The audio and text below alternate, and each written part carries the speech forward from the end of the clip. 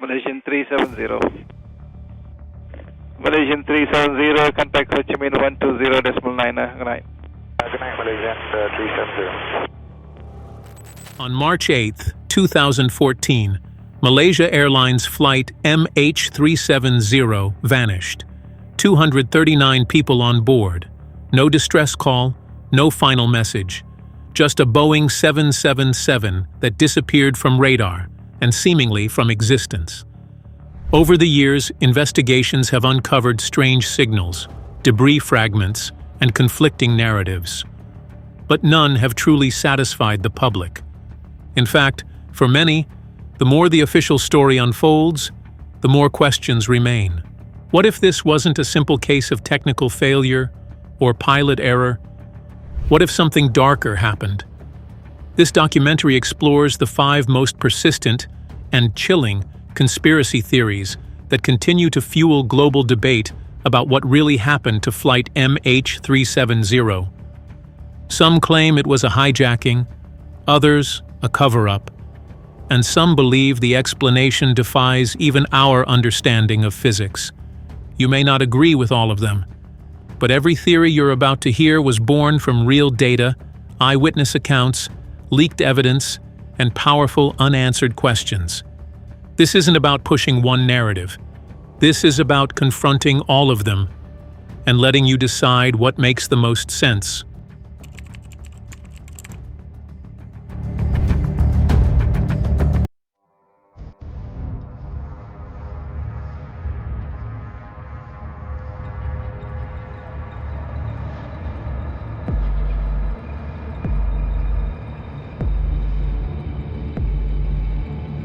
Of all the theories surrounding the disappearance of Malaysia Airlines Flight MH370, one of the most persistent, and the one most heavily implied by officials, is the theory of deliberate pilot suicide by Captain Zahari Ahmad Shah. If Captain Zahari was intent on committing suicide, why would he fly the plane for another 6 hours? To make it disappear. Simple as that. He was taking it to a predestination, someplace that he had planned to take it, and he flew that 6 hours to get it there. Supporters of this theory point to chilling circumstantial evidence. Zahari's home flight simulator, which contained a programmed route eerily similar to MH370's final, suspected path into the remote southern Indian Ocean.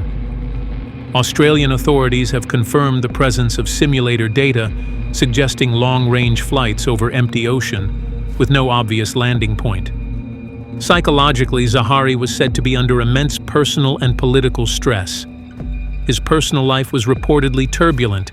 He was separated from his wife, allegedly obsessed with a much younger woman, and grieving over political events. He was a known supporter of Malaysia's opposition leader, Anwar Ibrahim, who had been jailed in a highly controversial court ruling just hours before Zahari took off with MH370. Some speculate that this political despair, combined with personal isolation, could have pushed Zahari over the edge. Aviation experts also point to the precision and skill with which the plane's transponder was disabled, how it carefully navigated between radar systems across Malaysia and Thailand, and the fact that no Mayday call or hijack code was ever transmitted, actions suggesting an experienced pilot who knew exactly how to make the plane disappear. However, Zahari's family, friends, and many colleagues strongly reject this narrative. They describe him as upbeat, professional, and committed to his family. They point out that owning a home flight simulator is not unusual for pilots, and that the suspicious simulator route data could have been part of ordinary flight planning or training exercises. Boeing 777s are often used for long-haul ocean flights. There was nothing inherently incriminating about the practice sessions. Complicating matters further is the forensic gap. Zahari left no note, no manifesto, no clear sign of suicidal ideation. Malaysian authorities found no smoking gun during their home investigation. No sign he had plotted anything sinister. Comparisons have been drawn to other pilot suicide events, notably Germanwings Flight 9525, where co-pilot Andreas Lubitz locked the captain out of the cockpit and deliberately flew the plane into the French Alps. There, mental illness indicators were later found in Lubitz's medical records, but with Zaharie, no such medical red flags were disclosed. Some aviation theorists also propose an alternative, that Zaharie may have been incapacitated, and a rogue hijacker, possibly even a trusted crew member, could have taken control of the plane. If so, the pilot suicide narrative may be a convenient official scapegoat rather than a hard fact.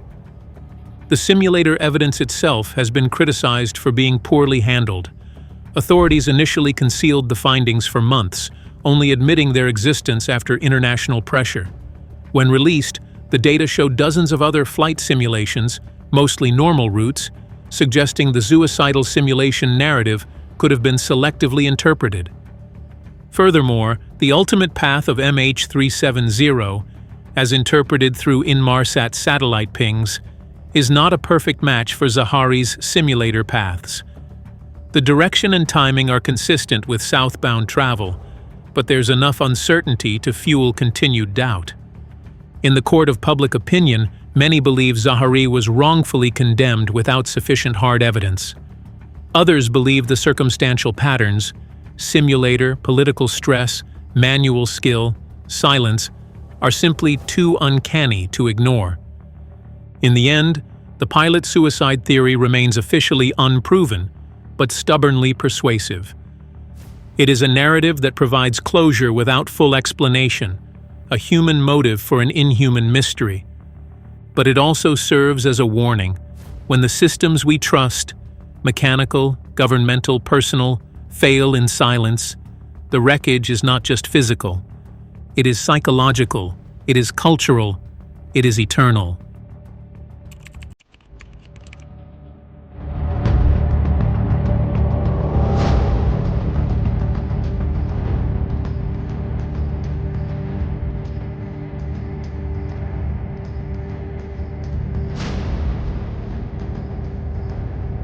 Of all the theories surrounding the disappearance of MH370, few have sparked as much secrecy-fueled speculation as the idea that the aircraft didn't crash into the southern Indian Ocean at all, but instead landed at the highly classified U.S. military base on Diego Garcia. Some news reports saying that the missing flight could have landed in the U.S. military base, Diego Garcia, in the center of Indian Ocean. Do you rule in that or rule out that? I'll rule that one out. Located on a remote atoll in the Indian Ocean, Diego Garcia is a joint UK-US naval facility often shrouded in mystery. It's been used in rendition programs, surveillance operations, and as a launch pad for Middle East military actions. Access to the island is strictly controlled. Cameras are forbidden. Flights are classified. This theory hinges on a series of odd coincidences and even odder silences. First, the plane's sudden and dramatic turn back across the Malaysian peninsula. MH370 initially headed northeast toward Beijing, then abruptly veered west, flew back over Penang, then northwest toward the Andaman Sea. Why? What was the destination? Supporters of this theory argue that the turn wasn't random. They believe it was part of a calculated reroute, possibly hijacked or deliberately redirected by someone in the cockpit. The next claim, that MH370, instead of flying south into the deep ocean, actually flew toward the U.S. base on Diego Garcia. Here's where the circumstantial data starts mounting. Multiple residents on Kudahuvadu, a remote island in the Maldives, claimed they saw a low-flying jumbo jet pass overhead early that morning, just hours after MH370 disappeared. They described the colors and red stripe matching Malaysia Airlines. The aircraft was said to be flying unusually low and extremely loud.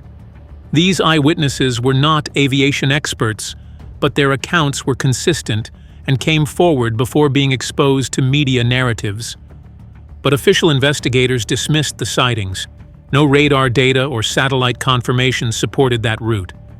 Critics argue that the region has poor radar coverage and heavy U.S. military control. Perhaps data existed, but was withheld. Then there's the issue of Diego Garcia's own silence. The base reportedly had no logs, radar data, or statement about any anomalies that night. But that absence itself raises questions. Diego Garcia has been at the heart of other classified operations. It was involved in secret CIA rendition flights during the War on Terror. Its location provides key satellite relay capacity. In 2008, the UK High Court ruled the British government had withheld crucial documents about Diego Garcia's use for interrogations and illegal detentions.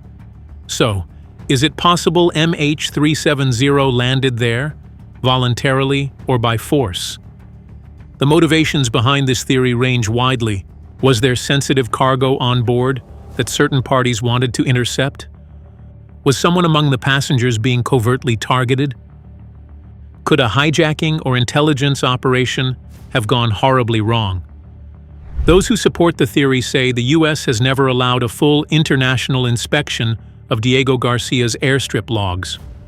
They note that satellite pings alone are not direct evidence of a crash, just digital handshakes interpreted mathematically. One possible scenario: the plane was forced to land. Then, something went wrong on the ground, and the passengers never left. Precedents exist. In 1954, a commercial flight carrying Hungarian defectors was intercepted and forced to land during the Cold War. In 2003 to 2005, journalists uncovered a network of CIA ghost flights using European and Middle Eastern airports to conduct illegal detentions. Whistleblowers have confirmed that military radars are often programmed to selectively log or suppress certain aircraft. Skeptics of the theory point out that Diego Garcia has no documented fuel stop matching MH370's range. And if such a landing occurred, where is the evidence? Where are the satellite images? Why haven't whistleblowers come forward with proof? It's a fair question. Conspiracies this big often require too many people staying silent for too long. And in the years since MH370 disappeared, no concrete evidence has emerged placing it at Diego Garcia. But perhaps that's the point. For those convinced of a cover-up, the absence of evidence is not a refutation, but a red flag. As one friend put it, the only place in the world MH370 could land unseen is Diego Garcia. And that's exactly what makes it so believable. Officially, the theory is dismissed. But unofficially, Diego Garcia remains one of the most whispered names in the MH370 mystery. If true, it suggests an intentional reroute, international complicity, and the silencing of an event far bigger than we realize. If false, it reminds us how secrecy breeds suspicion, and how the world's most powerful nations sometimes create the very shadows they're accused of hiding in. What do you believe? Is Diego Garcia a rabbit hole, or the runway where the truth disappeared?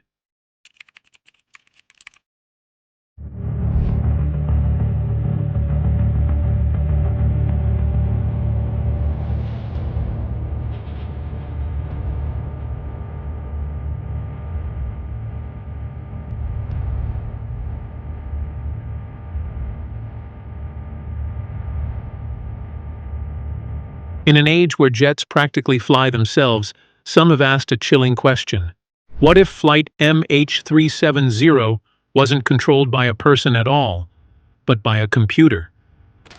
A determined hacker with the right tools and the right knowledge, who's actually understands a 777, would have the ability to go from the cabin systems to the cockpit systems and influence a number of the flight surfaces.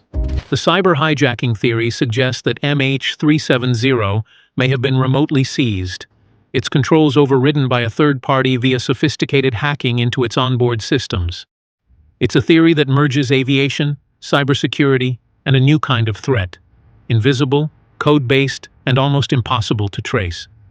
The Boeing 777 is one of the most advanced aircraft of its generation, outfitted with satellite communication systems, automated flight control, and electronic messaging systems like ACARS. These features enable real-time monitoring, diagnostics, and even remote updates.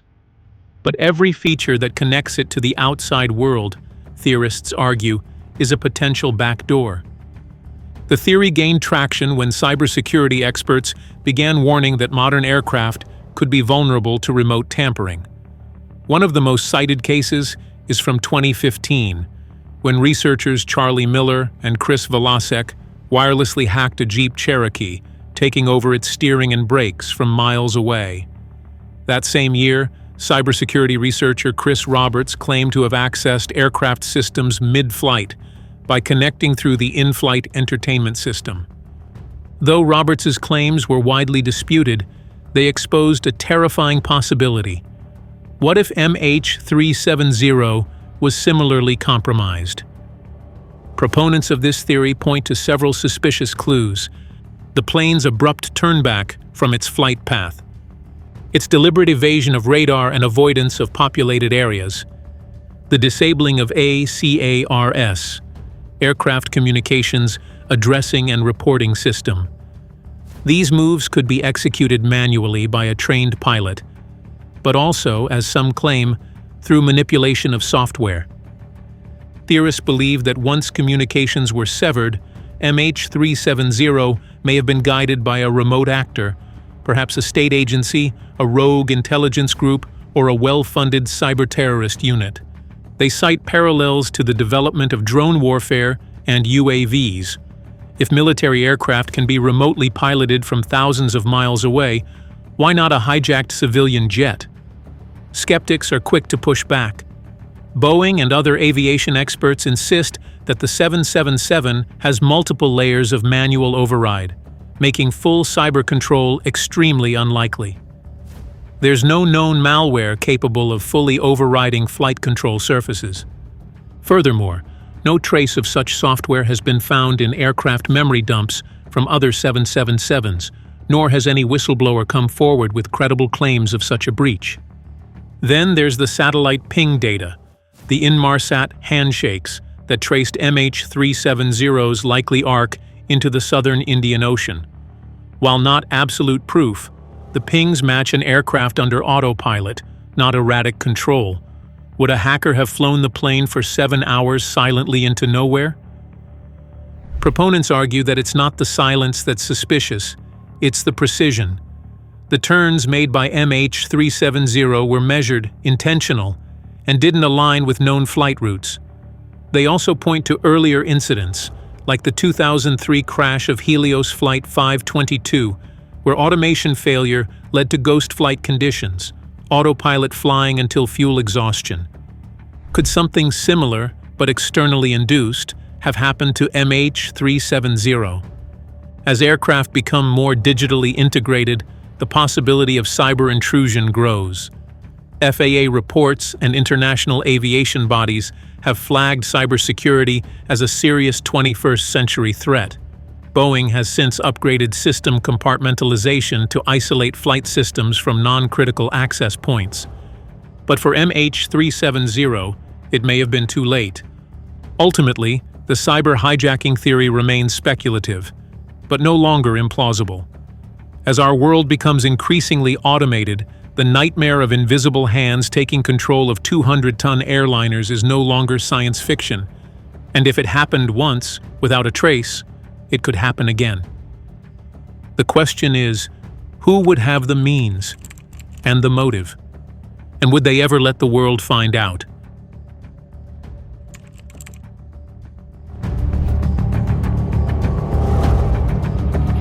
If there's one MH370 theory that plunges into the extraordinary, it's this: that the plane encountered something not of this world, or at the very least, not of public knowledge.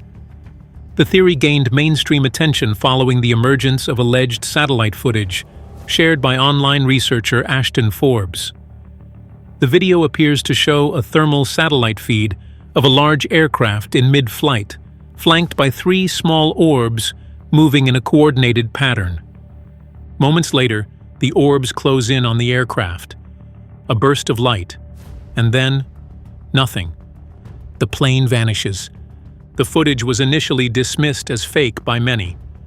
But as Forbes and others began analyzing frame by frame, they noticed peculiar consistencies. The the shadows of clouds match meteorological data from the day of MH370's disappearance. The orbs cast shadows and appear to displace cloud formations, details that would be nearly impossible to fake convincingly. Forbes claims the footage was leaked from a classified satellite program capable of high-resolution thermal imaging. His analysis overlays the visual data with known MH370 flight paths, satellite ping arcs, and the last known Inmarsat data. To some, the match is uncanny, but critics remain skeptical. No chain of custody exists for the footage, no whistleblower has come forward. And while the video went viral on Reddit, YouTube, and TikTok, it's never been authenticated by any official body. Still, the theory touches on a growing global conversation: the nature of UAPs, unidentified aerial phenomena. In 2020, the Pentagon released official videos of UAPs observed by Navy pilots, craft performing maneuvers that defy known physics. The U.S. government has since established the AARO, All-Domain Anomaly Resolution Office, to study these events. Precedents also exist: the 2004 USS Nimitz encounter, where fighter pilots tracked a tic-tac-shaped UAP off the coast of California. The 1997 Phoenix Lights incident, where thousands witnessed a massive V-shaped craft. In 2023, Peruvian authorities investigated reports of flying, armored entities attacking villagers. So where does MH370 fit in? Theorists suggest that the plane may have been intercepted by advanced non-human technology, whether extraterrestrial, interdimensional, or man-made, but highly classified. They point to the eerie absence of debris, the silence from military installations, and the possibility that governments are withholding the truth for fear of global destabilization. Of course, no evidence, beyond the footage and analysis, confirms any of this. And critics argue that in the absence of real answers, people project their deepest fears and curiosities. But here's what makes this theory powerful: it dares to explain the unexplainable. Unlike theories rooted in geopolitics or software, this one speaks to a primal human question: are we alone? And if we're not, what happens when our worlds collide in the sky? The UFO-UAP theory may not offer closure, but it offers something just as compelling: the unsettling possibility that MH370 vanished not just from radar, but from our understanding of reality itself.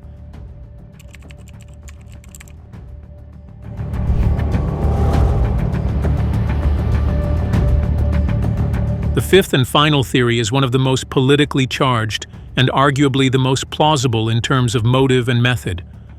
It suggests that flight MH370 was accidentally shot down by a military force, and the truth has been buried to prevent geopolitical fallout. If you look at the road of a flight, okay, those at least seven countries and 7 armies should have seen that plane.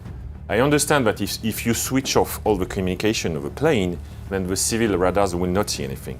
But the military radars are made to follow ghost planes. And those 7 countries, they said, we didn't see anything. It's not possible. It's not possible. Indeed, with those military bases in that Yes. area, it's probably one of the most surveilled airspaces in the world. You believe that potentially the plane was shot down, and that's why they're trying to hide the information on you? Yeah, most probably the plane was shot down, yeah. But why would that happen? I mean, you, it was a you can commercial have carrier. 2 reasons. One reason is there is something on someone in the plane that should not land in Beijing. Yes. Or the other reason is you have terrorists in the plane that wanted to do another 11th of September somewhere, and then you had to shut down the plane. Proponents of this theory point to the eerily coordinated silence in the early hours after the plane disappeared. Despite MH370 flying through multiple military radar zones, not a single nation publicly acknowledged tracking the aircraft in real time.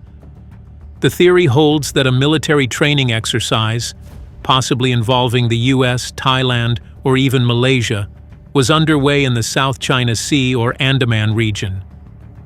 In this scenario, MH370 was either mistaken for a hostile target or strayed into restricted airspace and was shot down. Instead of admitting the mistake, authorities launched a misinformation campaign to preserve diplomatic relationships and prevent public outrage. There are real-world precedents that lend this theory credibility. In 1988, the U.S. Navy shot down Iran Air Flight 655, killing 290 civilians. The Navy claimed the Airbus was mistaken for an attacking fighter jet. In 2001, Ukraine accidentally shot down Siberia Airlines Flight 1812 during a military drill. In 2020, Iran's Revolutionary Guard downed Ukraine International Airlines Flight 752, killing 176 people. They claimed it was mistaken for a hostile aircraft. In 1996, TWA Flight 800 exploded midair. Some eyewitnesses claimed to see a missile streak. The U.S. government ruled it a fuel tank explosion, but the military was conducting exercises nearby. In each of these incidents, initial denials were followed by international pressure and eventual admissions, or in the case of TWA 800, lingering doubt. In MH370's case, the behavior of various governments in the hours and days after the disappearance was opaque. It took days to release the plane's last known transponder location. Malaysia initially insisted it went missing over the Gulf of Thailand. Only later did they admit it turned back across the peninsula. Critics say the search was deliberately misdirected, focusing early efforts in the South China Sea instead of the Indian Ocean, where officials eventually agreed the plane went. Why the delay? One possible explanation: time was needed to erase, manipulate, or suppress data that would expose military involvement. The Inmarsat satellite pings are the only technical foundation for the Southern Corridor theory, but skeptics question the timing of the releases and the opaque nature of the raw data. Could the satellite pings have been misinterpreted or even engineered as a digital smokescreen? What was on that plane that might make its destruction worth covering up? Sensitive cargo, intelligence personnel, or simply a catastrophic mistake by a military force that couldn't afford to admit it? Counter-arguments exist. No wreckage consistent with a shoot-down has been found. No blast signatures were detected. No eyewitnesses or insiders have come forward. Still, in a region of heavy military secrecy and with diplomatic relationships at stake, the absence of evidence is not necessarily evidence of absence. What this theory posits is simple. The plane didn't vanish. It was destroyed. And then, the world was handed a different story. If true, MH370 was not a mystery. It was a crime. Not one of intent, but one of silence. A silence that spans nations, crosses oceans, and continues to this day. After a decade of search, sorrow, and speculation, MH370 remains one of the greatest unsolved mysteries of our time. Was it pilot sabotage? Covert military operation? Hijacking? Technology beyond our understanding? Each theory carries its own chilling plausibility and its own unanswered questions. In the end, the truth about MH370 may be more complex, more controversial, and more disturbing than we are prepared to accept. Until definitive answers emerge, we must keep questioning, keep analyzing, and keep demanding the truth for the 239 souls lost that day. What do you believe really happened? Share your thoughts in the comments below. And don't forget to like, subscribe, and turn on notifications if you want more crime documentaries that dig deeper than the headlines. Until next time, stay informed.